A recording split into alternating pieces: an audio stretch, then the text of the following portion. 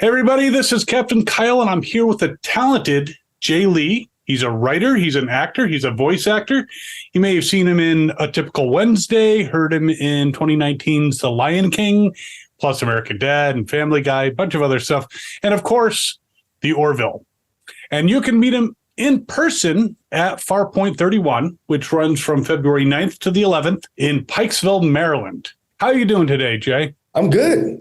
I'm in LA right now. The weather is still pretty nice out here. You know, it was a little chilly during the holidays, but it's good. I'm good. I got no complaints. Yeah, it's 25 degrees here. So, I'd say you have no complaints. Yeah, I heard there was a big snowstorm on the East Coast, and I'm from St. Louis, and I have family there, and they said it's pretty gnarly. So I'm enjoying this LA weather.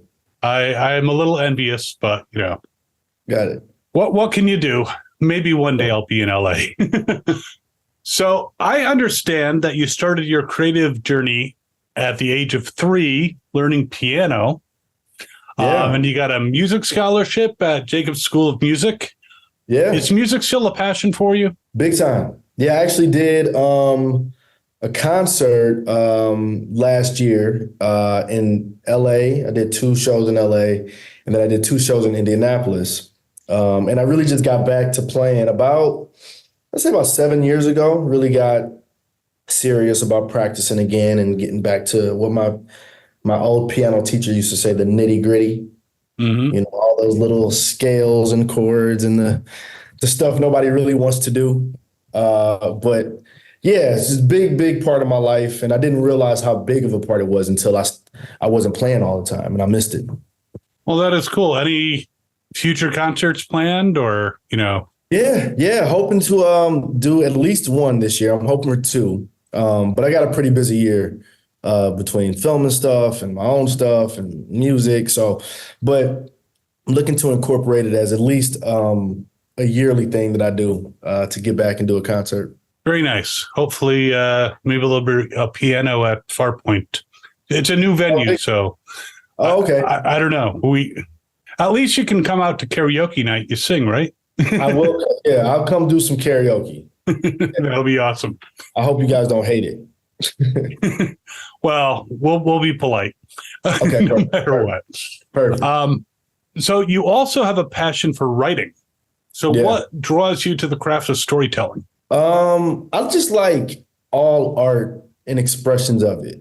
And so my first script, when I was graduating college, I had this crazy idea about a guy who goes to school on a music scholarship and then he walks onto the basketball team, right? I was like, I'll come to LA with a movie ready. But I didn't know anything about it. And so I wrote my first script, wound up moving to LA. But I think the thing I love about it and what I found for myself is I figured out a way to write how I speak and how I talk. Like I'm able to translate this to this, if that makes any sense. Because it's really difficult. I know a lot of writers, you're looking at a screen and that cursor is just yelling at you, But I think I got pretty blessed with the ability to sort of articulate to page what I want to convey with characters and story and, things that I want to talk about.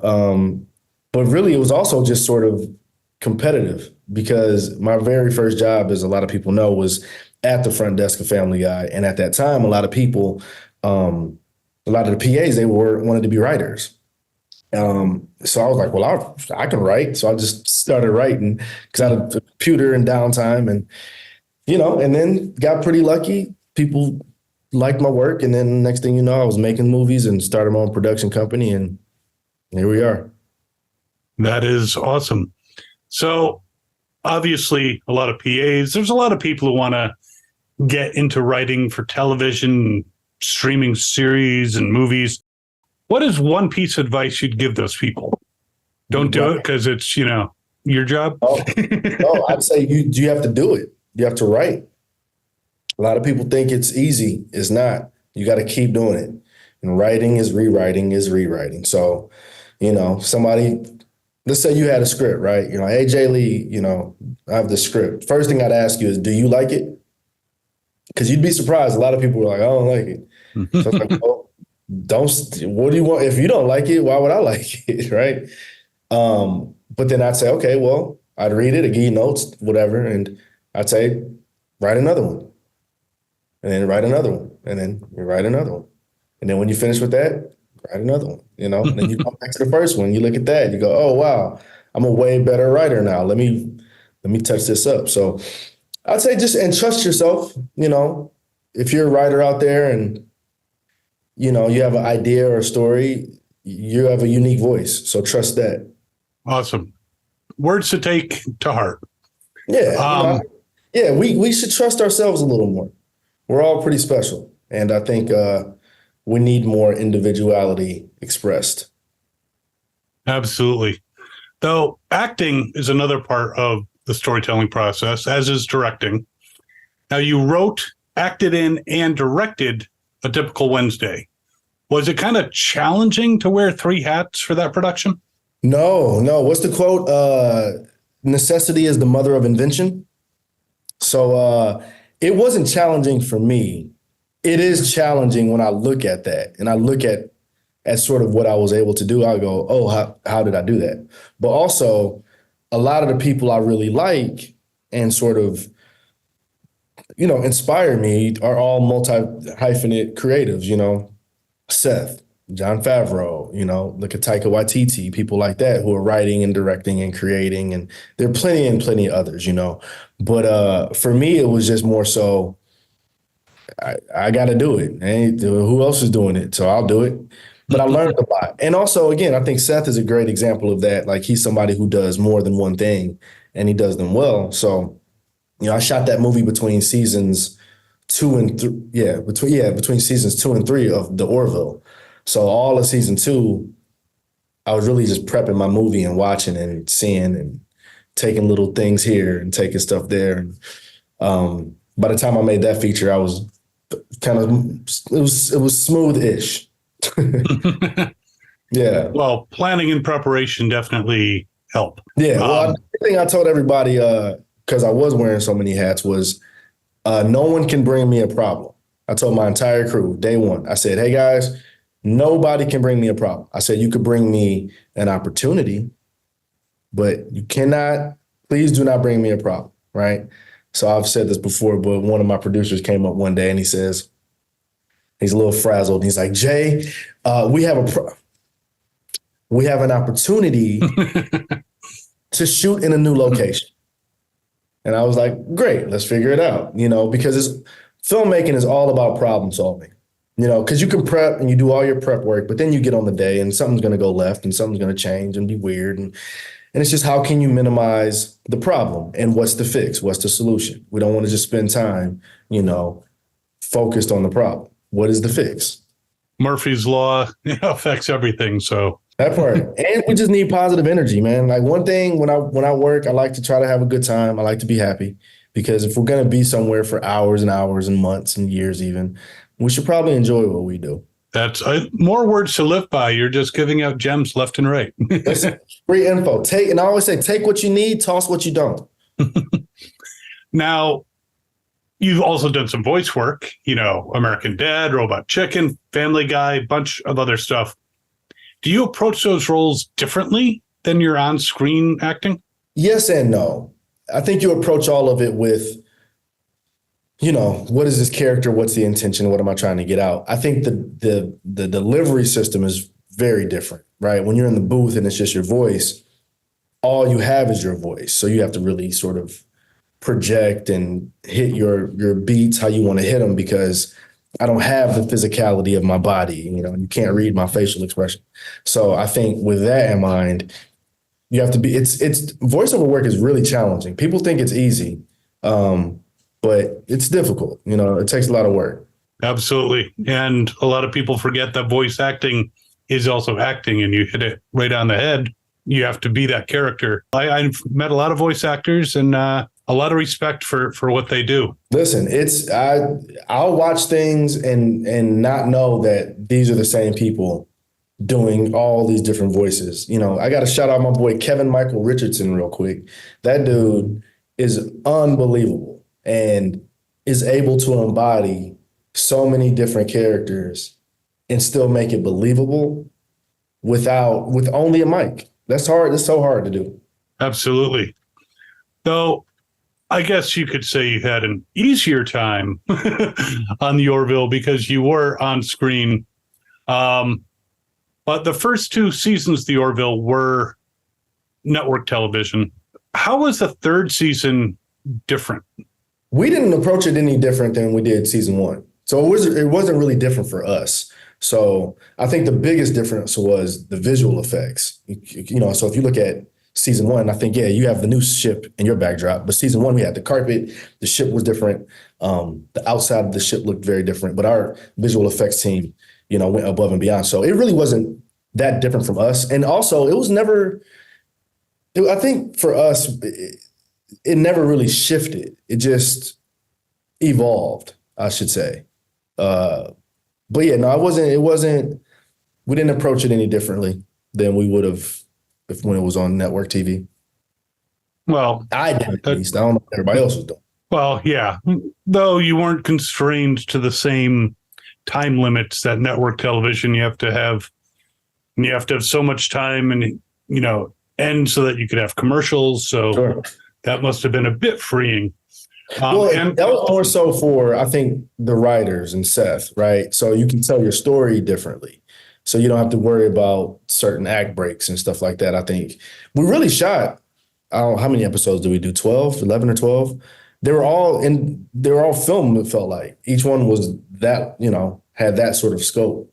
Well, that's awesome. And we haven't given up hope that, no. I know there's a lot of fans who are still hoping for another season of Orville. Yeah.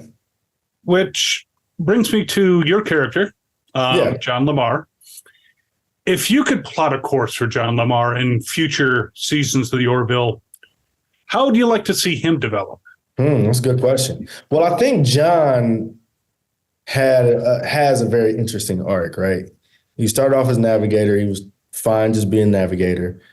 Kelly pulls his file. You realize he's actually very smart. He's a genius. And then he becomes chief engineer. And now he's lieutenant commander. I think John's trajectory could be pretty high. He was a part of the Orville ship when everybody got on board. He knows the ship. He knows people. He seems to, come up with solutions when people need it. So, I could see John, in the captain's chair at a certain point. I could see that for him. I don't think he'd go back to being a navigator. No, that would seem to be a step back. Yeah. And I always want to go forward. Yeah. So prior to the Orville, were you a fan of science fiction? Or was the show, did that bring you into the fandom fold? Show brought me in. I knew of Star Trek and, Twilight Zone and Star Wars, but I never was I didn't know enough about it to sort of really understand how great it was. And now I get it. As soon as I got the gig, I called my best friend, Ahmed Best, who played Jar Jar Binks in all the Star Wars projects. And, I was like, hey, man, I guess I'm going to space. And he, was like, congratulations. And we talked about it. But now that I'm in, I totally get why people love sci-fi. I'm a fan now. Did he say, you should go into space? Sorry. No, he sounded almost just like, no, he said, congratulations. And don't put on a red shirt. Yes, that is something you want to avoid at any cost. Though, as chief engineer, Scotty got away with it. He could wear a red shirt, and he was fine. He was only killed like once, but they brought him back. They brought him back.